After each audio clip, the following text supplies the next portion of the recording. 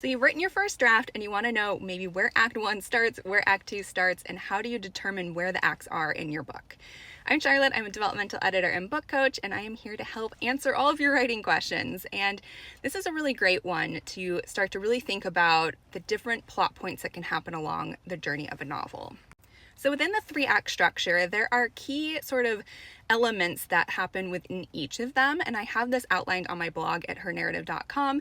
And what's so interesting about kind of Act 1, so Act 1 is very much the setup. So this is where you're giving all the information about the character's life, you're getting a glimpse into what has been going on in their life, but you're also sensing that not everything's all right. There's definitely change on the horizon.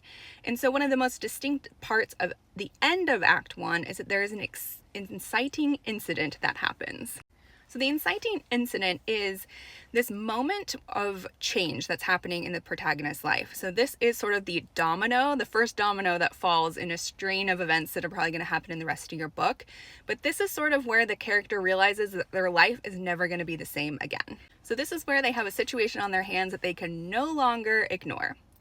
And so then Act 2 is really the meat of your story. This is where most of your word count might be attributed to. This is where you're going to see the character react, respond, and manage the situation and really dig into both their internal worlds and their external worlds in order to change and shift things that they want.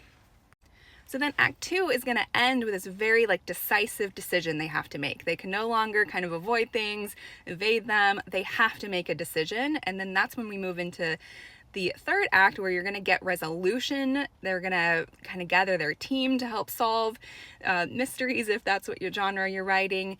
And this is really where we move towards that climax and then on to our hopefully happy ending.